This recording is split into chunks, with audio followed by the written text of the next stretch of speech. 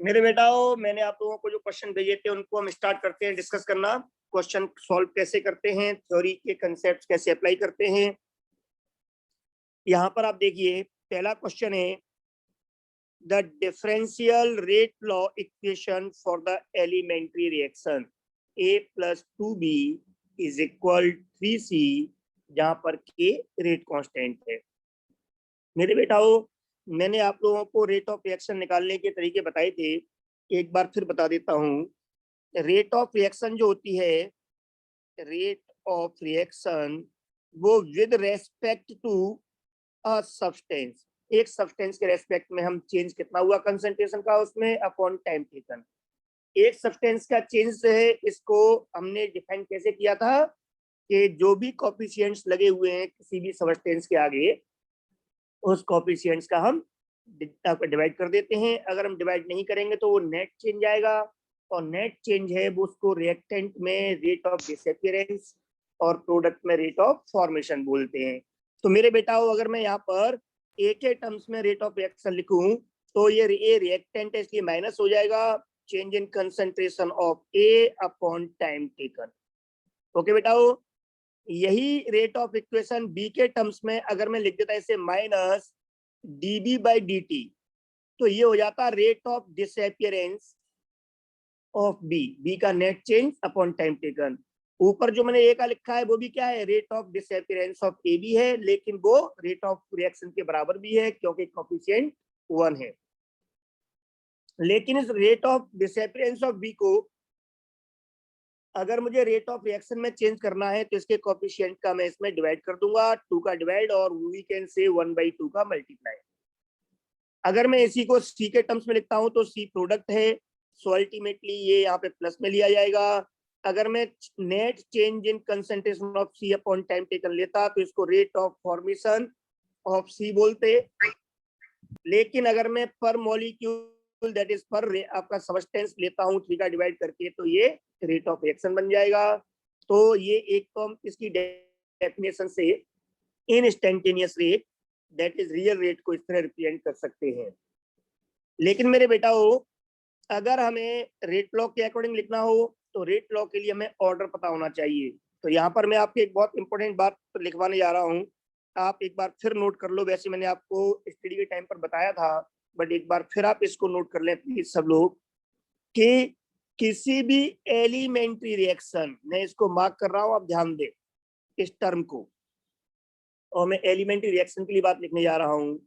For any elementary reaction, okay बेटाओ, for any elementary reaction, किसी भी एलिमेंट्री रिएक्शन के लिए अगर आपको दी हुई है तो उसकी जो मॉलिक्युलरिटी आपको दी हुई है, ये ध्यान रखना, उसकी जो मॉलिक्युलरिटी होगी वही उसका ऑर्डर होगा। Molecularity is equal to order of reaction. But ध्यान रखना बेटाओ, it's vice versa is not true. अगर किसी एलिमेंट्री रिएक्शन का ऑर्डर दिया हुआ है तो उसकी मॉलिक्युलरिटी भी उतनी ही होगी, ये जरूरी नहीं है, क्योंकि हो सकता है उसमें कोई रिएक्टेंट एक्सेस में हो, क्योंकि वो स्यूडो ऑर्डर रिएक्शंस होती हैं।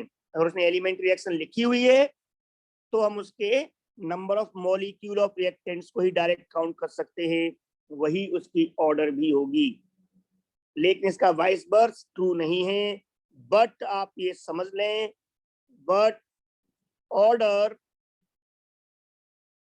मे और may not be equal to its molecularity. इसकी ऑर्डर जो है वो मॉलिक्युलरिटी के इक्वल नहीं हो सकती। मेरी बात ध्यान रहेगी बेटा हो, क्यों? जैसे आप एग्जांपल दें, for example pseudo order reaction, pseudo order reactions को हम एलिमेंट्री रिएक्शंस नहीं कहते हैं। ओके बेटा हो,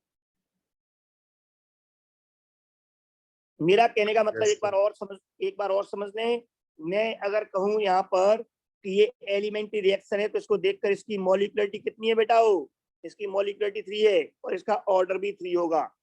मतलब इसका जो रेट लॉ बनेगा वो रेट लॉ बनेगा rate of reaction is equal to k, constant आता है उस टर्म्स में रेट लॉ में, concentration of A into concentration of B पे पावर 2। बात समझ में आ गई बेटा हो? तो ये एक एलिमेंट्री रिएक्शन है। Very good. इस एलिमेंट्री रिएक्शन के लिए, इस एलिमेंट्री रिएक्शन है ये, तो इसके लिए रेट लॉ हो जाएगा, रेट लॉ विल बी, क्या होता है बेटा rate law? Rate is equal to K concentration of A concentration of B पे पावर 2। यही इसका ऑर्डर होगा। अगर आपसे मॉलिक्युलरिटी पूछी जाती तो मॉलिक्युलरिटी भी 3 होगी। Is that clear? Yes sir. Very good. तो मैंने डिटेल में आपको इस बात को समझाया है।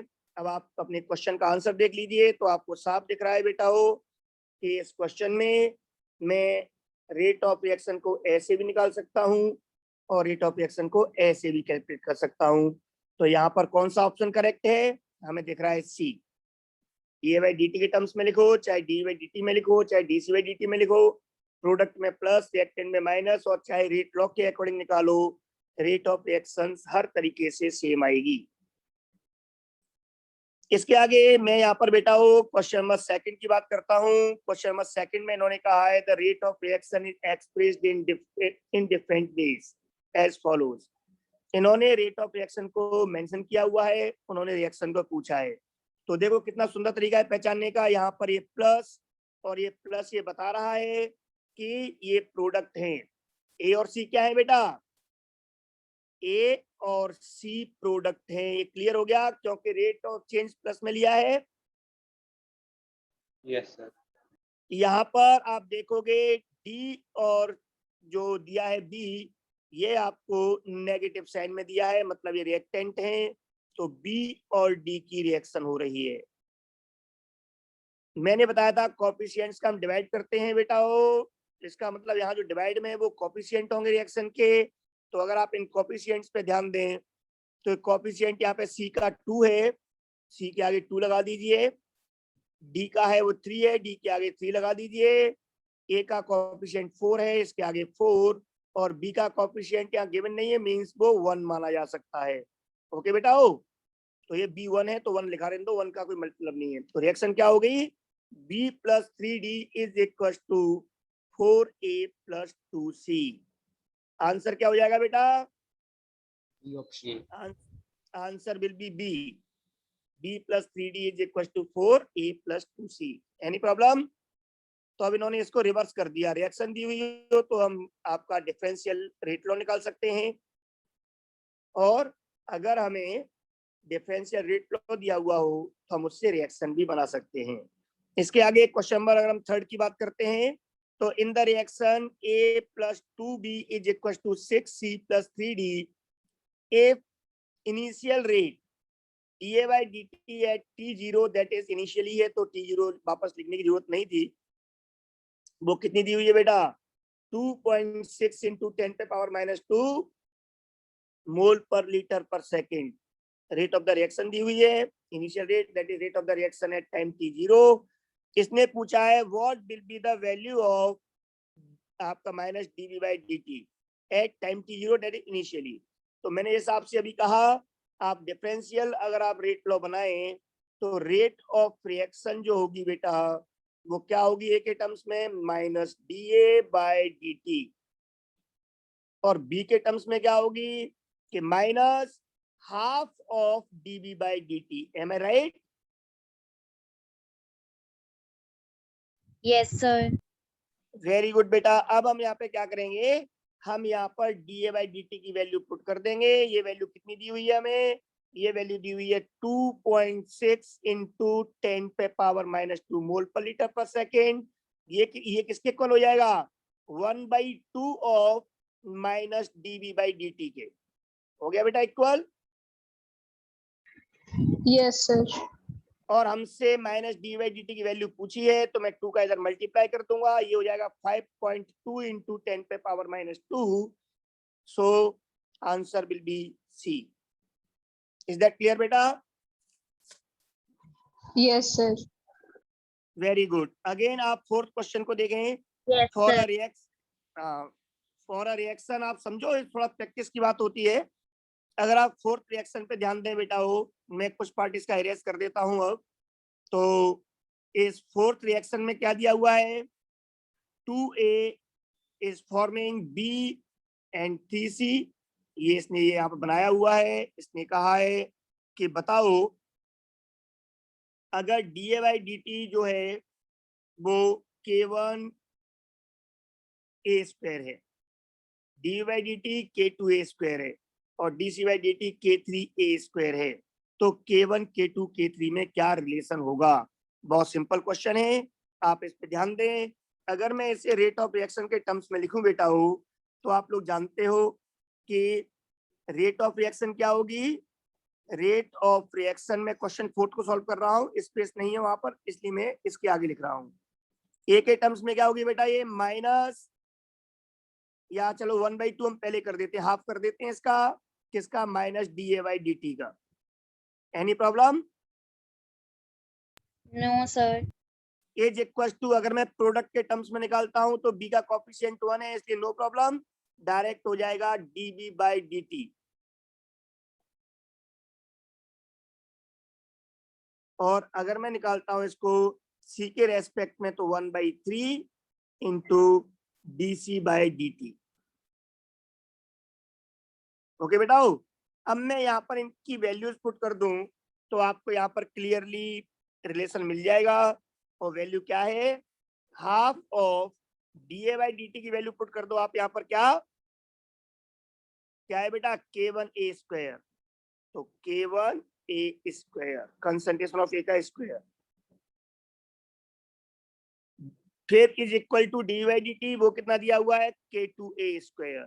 तो K2 A स्क्वायर, फिर 1/3 इंटू dC/dt की वैल्यू क्या दी है, K3 A स्क्वायर। अब यहाँ पर अगर मुझे देखना है तो A स्क्वायर सब में कॉमन है, मैं इसे यहाँ से कैंसिल आउट कर देता हूँ। तो ये आपका या A स्क्वायर का डिवाइड कर दूं मैं कंप्लीटली, तो ये इक्वेशन बन जाएगा K1/2 is equal to K2, K1/2 is equal to K2 is equal to K1/3। Okay बेटा, हो सॉरी K3/3 हो जाएगा। Yes, sir. तो इस तरह से आंसर हमारा डी यहाँ पे मैच कर रहा है। इतना क्लियर हो गया। अगर मैं नेक्स्ट क्वेश्चन की बात करता हूँ, फिफ्थ की, तो rate constant for the nth order reaction, ये आपको मैं क्लास में सॉल्व करवा चुका हूँ, फॉर्मूला लिखवा चुका हूँ। इसलिए हम क्वेश्चन नंबर 6 पे चलते हैं। क्वेश्चन नंबर 6 में which of the following statement is incorrect, कौन सा स्टेटमेंट करेक्ट नहीं है। तो rate of disappearance is mole पर लीटर पर सेकेंड, सही है, क्योंकि रेट ऑफ रिएक्शन या रेट ऑफ डिसअपीयरेंस क्या होता है, change in concentration upon time taken. तो ऑर्डर कुछ भी हो, रेट ऑफ द रिएक्शन या रेट ऑफ डिसअपीयरेंस या रेट ऑफ फॉर्मेशन, सबकी यूनिट मोल पर लीटर पर सेकेंड। मोल पर लीटर को कैपिटल M लिख सकते हैं, इसलिए M पर सेकेंड, तो ये सही है। Unit of rate of reaction भी सही है। यूनिट ऑफ रेट कांस्टेंट है, वो ऑर्डर पर डिपेंड करती है। अभी हमने फिफ्थ क्वेश्चन देखा, जैसा ऑर्डर होगा उसके अकॉर्डिंग ही यहाँ पर मेरे बेटा हो, जैसा ऑर्डर वैसा यूनिट, ये बात भी सही है। अगला है फोर्थ ऑप्शन, यूनिट ऑफ के for first order reaction is mole पर लीटर पर सेकेंड। आप चाहो तो इसी फॉर्मूले में, क्योंकि लिखा हुआ है अभी, आप इसमें चेक कर सकते हो। अगर फर्स्ट ऑर्डर रिएक्शन है तो आप n की वैल्यू 1 पुट करोगे, और n की वैल्यू पुट करने पर मोल पे पावर 1 - 1 दैट इज 0, तो मोल पे पावर 0 दैट इज 1, फिर लीटर पे पावर 1 - 1 दैट इज पावर 0, तो क्या बचेगा, केवल पर सेकेंड। तो फर्स्ट ऑर्डर रिएक्शन के लिए, फर्स्ट ऑर्डर रिएक्शन के लिए यूनिट ऑफ के क्या आएगी बेटा, पर सेकेंड। इसने कहा है मोल पर लीटर पर सेकेंड, पे गलत हो गया, और इसने यही क्वेश्चन पूछा था, which of the following is incorrect, तो यही इनकरेक्ट है, आंसर विल बी डी। अगर मैं 7th क्वेश्चन में देखूं बेटा, तो 7th क्वेश्चन में कहा है which of the following relation is correct for KF and KB। KF है forward rate constant, forward reaction का रेट कांस्टेंट, और KB होता है बैकवर्ड का। अगर कोई रिएक्शन रिवर्सिबल है तो मेरे बेटा फॉरवर्ड रिएक्शन के रेट कांस्टेंट को KF और बैकवर्ड रिएक्शन के रेट कांस्टेंट को के भी बोलते हैं। ऐसा हमने इक्विलिब्रियम कांस्टेंट में पढ़ा भी था इक्विलिब्रियम चैप्टर में, केमिकल इक्विलिब्रियम में। एक बार फिर देखो, इसने कहा है कि ये जो प्रोसेस है इसमें अगर हम इक्वल मोल लें ए और बी के, तो बताओ उस केस में के एफ और के बी का रिलेशन क्या होगा। बेटा हो रेट कांस्टेंट किसी एलिमेंट्री रिएक्शन का हो, चाहे दो opposing reactions that is reversible reaction का हो, के रेट कांस्टेंट हो फॉरवर्ड बैकवर्ड के, रेट कांस्टेंट कंसंट्रेशन पर डिपेंड नहीं करता। तो कंसंट्रेशन इसने बराबर लिए इक्वल मोल, इससे कोई फर्क नहीं पड़ता। तो यहाँ पर रेट कांस्टेंट निकालने के लिए जो हमें डेटा चाहिए वो सफिशिएंट नहीं है। सो वी कांट प्रेडिक्ट, हमें पता नहीं लगा सकते कि फॉरवर्ड रेट कांस्टेंट ज्यादा होगा या बैकवर्ड। इज दैट क्लियर बेटा हो? Yes, sir. वेरी गुड बेटा हो। जो नेक्स्ट क्वेश्चन है इसमें यहाँ पर दिया है listed in the table of forward and reverse rate constant, that is forward reaction और बैकवर्ड रिएक्शन के रेट कांस्टेंट उसने यहाँ पर हमें दिए हुए हैं, के एफ और के बी की वैल्यू। ओके बेटा, दिख रही है आप लोगों को? और अलग अलग टेम्परेचर पर दी, हाँ अलग अलग टेम्परेचर पर दी हुई है। इस रिएक्शन के लिए 2NO is forming N2 and O2।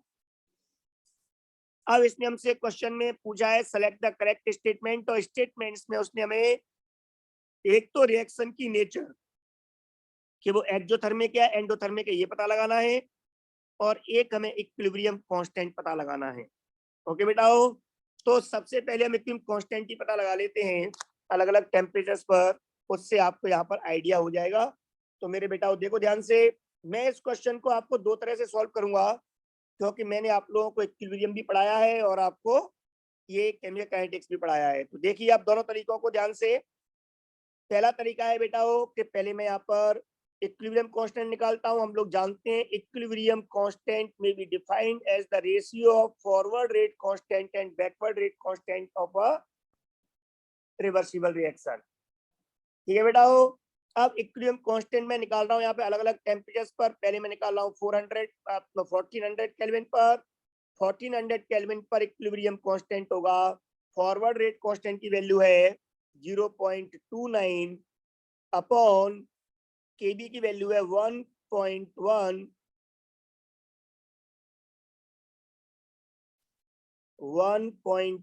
into 10⁻⁶।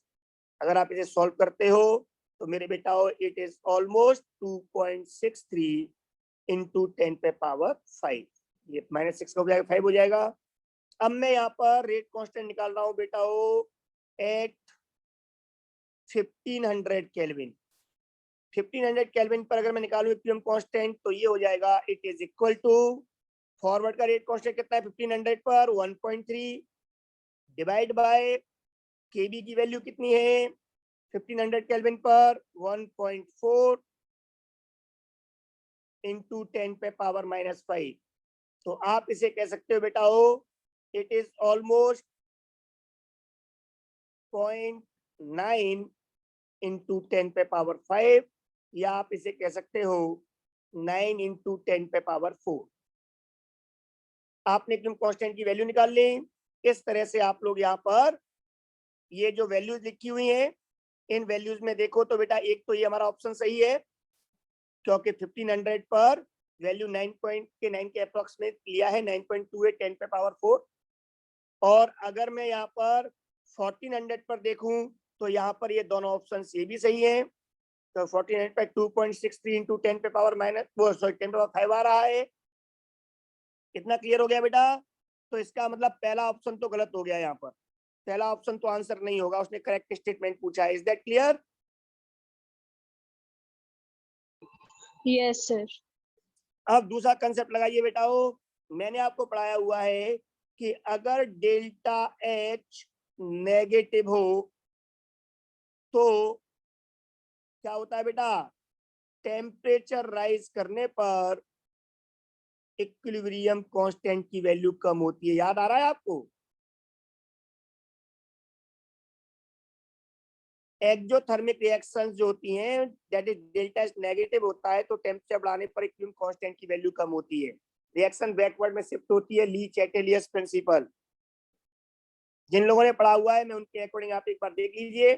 तो यहाँ पर क्या देख रहे हैं हम, यहाँ पर हम ऑब्जर्व कर रहे हैं कि 1400 पर जो रेट कांस्टेंट था, 1500 दैट इज टेम्परेचर बढ़ाने पर वो रेट कांस्टेंट की वैल्यू, यहाँ क्यूम कांस्टेंट की वैल्यू कम हो गई है। और क्यूम कांस्टेंट अगर कम हो रहा है टेम्परेचर बढ़ाने पर, इसका मतलब रिएक्शन का delta H, enthalpy of reaction negative होगा, दैट इज रिएक्शन एक्सोथर्मिक होगी। अब हम यहाँ पर देखें बेटाओ, तो इस केस में यहाँ पर हमें दिया हुआ है कि रिएक्शन जो है वो एक्सोथर्मिक है, यहाँ पे एंडो है, इसका मतलब ये आंसर नहीं हो सकता। अब बच्चे बी और सी में बी भी एंडोथर्मिक है, तो ये भी आंसर नहीं हो सकता, so answer will be C. इस तरह से बेटा क्लियर हो गया? Yes, sir. Very good. अब मैं इसे एक और तरीके से सॉल्व करता हूं, आप ध्यान दीजिए इसका सेकंड मेथड, क्योंकि एग्जाम टाइम पर जो भी आपके दिमाग में क्लिक कर जाए आप उससे सॉल्व कर लेना। इसका सेकंड मेथड है बेटा वो, आप ध्यान देना अच्छे से।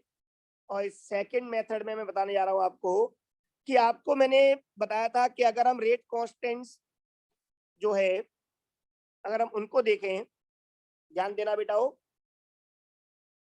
तो रेट कांस्टेंट यहाँ पे क्या हो रहा है बेटा, आप दोनों में देखो, फॉरवर्ड में केएफ के लिए देखो आप, केएफ की वैल्यू क्या हो रही है, 1500 पे कितनी है अपॉन 1400 पे कितनी है, दोनों का रेशियो निकालो आप फॉरवर्ड का, केवल फॉरवर्ड का। तो आप देखोगे कि 1400 पर और 1500 पे क्या अंतर आ रहा है बेटा, केएफ का 1500 पे 1.3 अपॉन 1400 पे कितना है 0.29। ओके बेटा हो,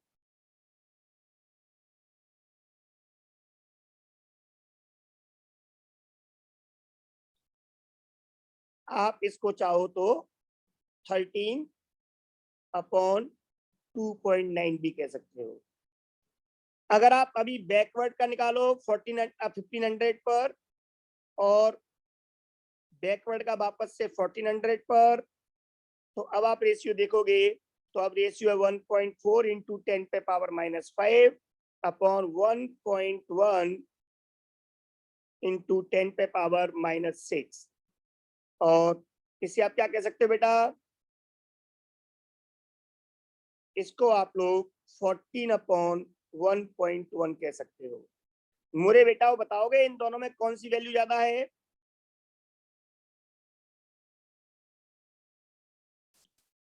कौन सी वैल्यू ज्यादा है बेटा,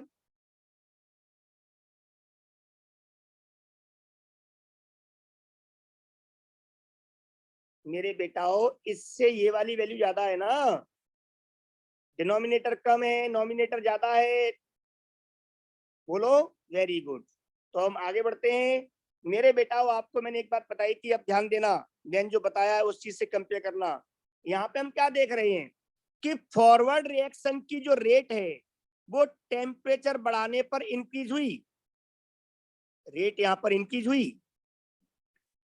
बैकवर्ड रिएक्शन की रेट है वो भी इंक्रीज हुई, और वो होनी भी चाहिए, क्योंकि इक्विलिब्रियम कांस्टेंट है वो चेंज हो सकता है क्योंकि वो रेट कांस्टेंट्स का रेशियो है, but rate constant always increases on increasing temperature. पढ़ा चुका हूं मैं आपको बेटा प्रीवियस वीडियोस में। तो यहाँ पे दोनों ही बढ़ेंगे, लेकिन ज्यादा इंक्रीज किसमें हुआ है, but increase in backward is more. और आपको मैंने बताया हुआ है कि अगर ज्यादा इंक्रीज हो रहा है इसका मतलब activation energy of backward reaction will be more than activation energy of forward reaction. Is that clear? जिसकी एक्टिवेशन एनर्जी ज्यादा होती है उसमें टेम्परेचर बढ़ाने पर इंक्रीज ज्यादा होता है, आपको स्पेशली नोट करवाया था, याद आ रहा है बेटाओ? Yes, sir. अगर आप इसके अकॉर्डिंग कर्व ड्रॉ करना चाहें तो आप इसका कर्व ड्रॉ कर सकते हो। इसका मतलब कर्व यहाँ पे ड्रॉ कैसा होगा बेटा, यहाँ पे कर्व ड्रॉ होगा कुछ इस तरीके से। क्यों? क्योंकि यहाँ पर इट इज कॉल्ड, ये एनर्जी बैरियर है, तो इसे कहा जाएगा एक्टिवेशन एनर्जी ऑफ प्रोडक्ट और इसे कहा जाएगा एक्टिवेशन एनर्जी ऑफ रिएक्टेंट। तो मेरे बेटा रिएक्टेंट से प्रोडक्ट की एक्टिवेशन ज्यादा होगी। क्यों होगी? क्योंकि बैकवर्ड रिएक्शन टेम्परेचर बढ़ाने पर ज्यादा बढ़ रहा है, बढ़ेंगे दोनों, बट ज्यादा इंक्रीज होना बैकवर्ड में ये बता रहा है कि बैकवर्ड का एक्टिवेशन एनर्जी ज्यादा है, और ये ज्यादा है इसका मतलब रिएक्टेंट्स की एवरेज एनर्जी से प्रोडक्ट की एवरेज एनर्जी कम है। ये जो एवरेज एनर्जी है मेरे बेटाओ क्या है, कम है। इट मींस ज्यादा एनर्जी वाले रिएक्टेंट से कम एनर्जी वाले प्रोडक्ट बन रहे हैं, तो यहाँ पर delta H will be negative. और ये कर्व आप लोग जानते हो एक्सोथर्मिक रिएक्शंस के लिए होता है, याद आ रहा है बेटाओ?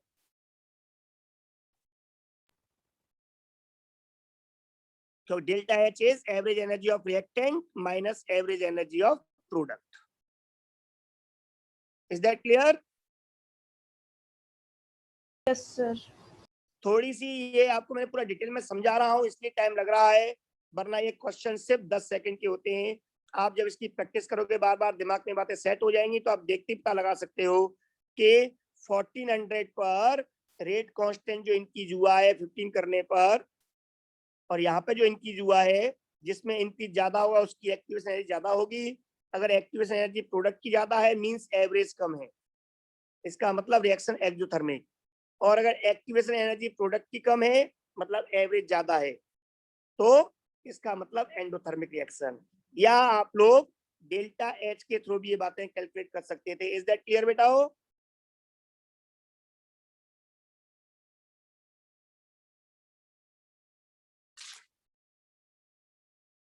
बोलो बेटा, क्लियर हो गया? तो आगे बढ़ते हैं।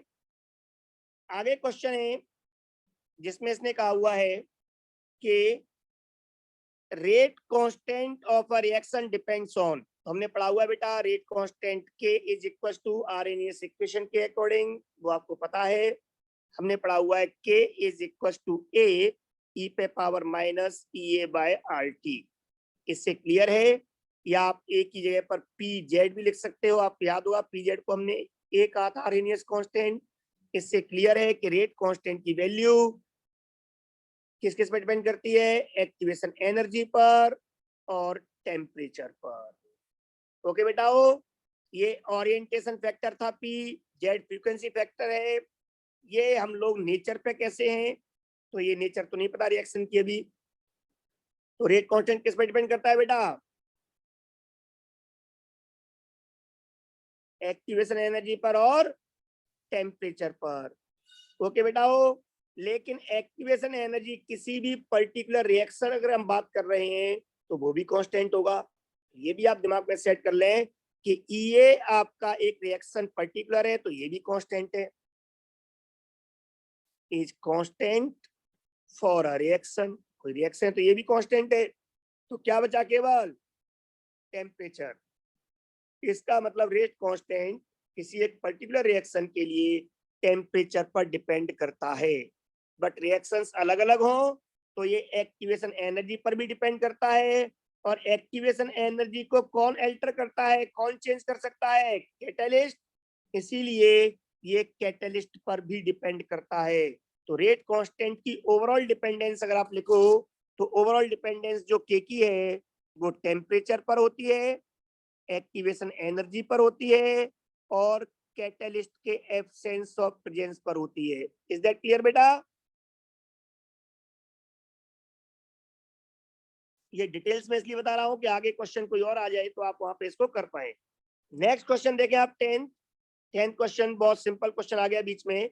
इन्होंने कहा है कि जो अंडरलाइन सबस्टेंस दिए हैं इनके according rate of the reaction जो है, या रेट ऑफ डिसअपीयरेंस अपीयरेंस कह सकते हो, इनका रिलेशन क्या होगा। तो आपको पता है change in concentration of BrO3 minus upon dt, that will be equal to आपका dBr2/dt में 1/3 कोएफिशिएंट का डिवाइड, पर ये प्लस में होगा बस क्योंकि प्रोडक्ट है, ये माइनस में होगा क्योंकि रिएक्टेंट है। ओके बेटाओ, तो इस तरह से आपके सामने इक्वेशन बन जाएगा। आंसर विल बी, बोलो बेटाओ क्या होगा आंसर यहाँ पर,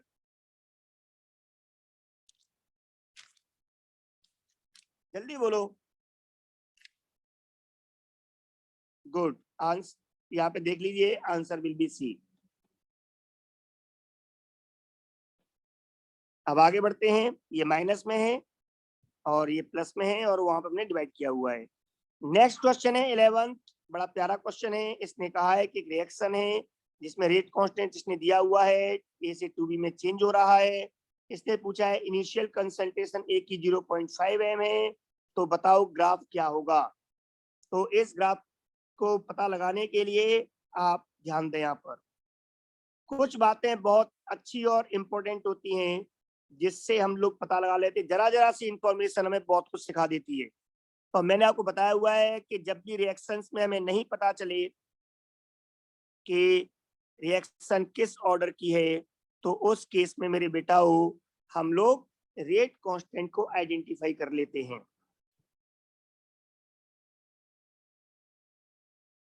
तो यहाँ पे देखो 11th रिएक्शन में रेट कांस्टेंट की वैल्यू को ये मोल पर लीटर पर मिनट में है रेट कांस्टेंट, इसका मतलब ये जीरो ऑर्डर रिएक्शन है।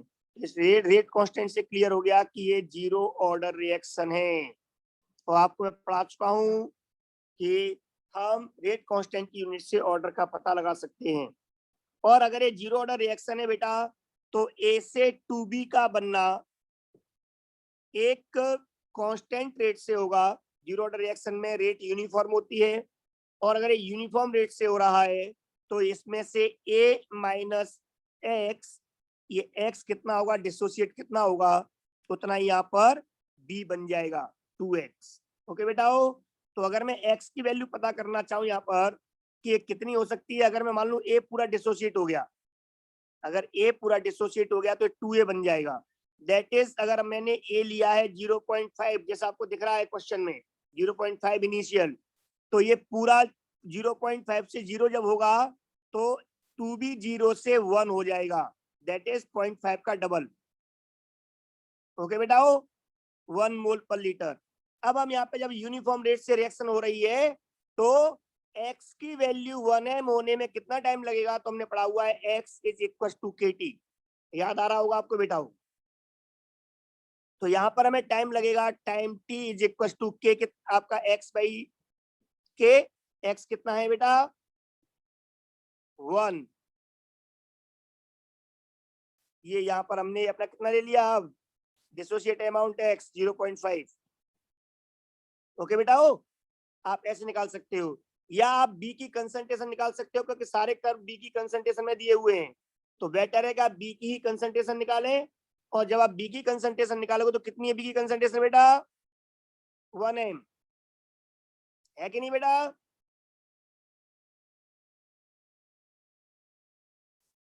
अरे जल्दी बोलो यार,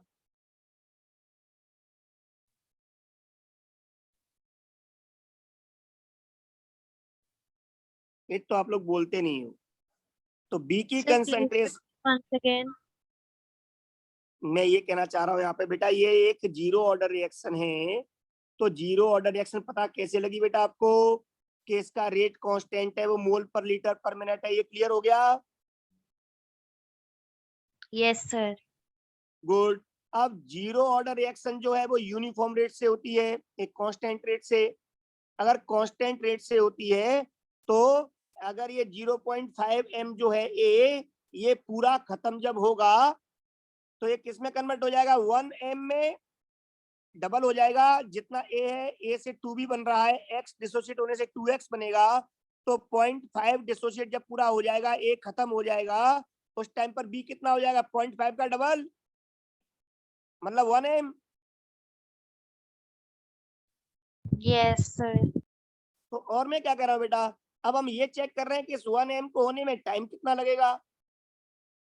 अब हम ये चेक करने जा रहे हैं, तो कितना टाइम लगेगा, ये 1m तब होगा बेटा जब ये वैल्यू को हमने क्या कहा है 2x। तो x कितना होगा यहाँ पर, x 0.5 हो गया ना, पूरा 0.5 डिसोसिएट हो गया, x बिकम्स इक्वल टू 0.5, तभी तो ये जीरो होगा।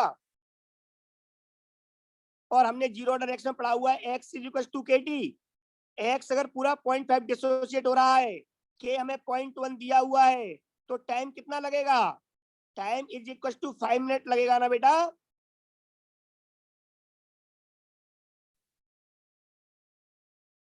बोलो,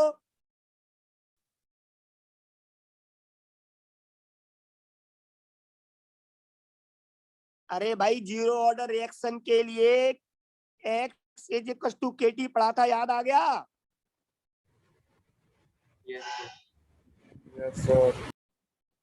तो फिर यहाँ पे क्यों रेस्पॉन्स नहीं करते हो यार?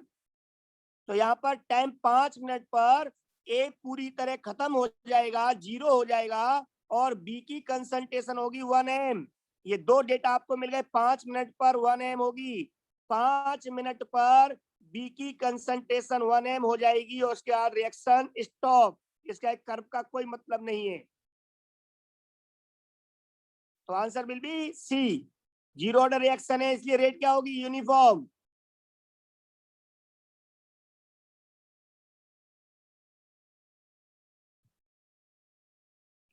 इसके आगे के क्वेश्चंस हम अगले लेक्चर में लेते हैं। आप सेम लिंक पे वापस आओ और इसको नोट कर लो, स्क्रीनशॉट ले लो इसका।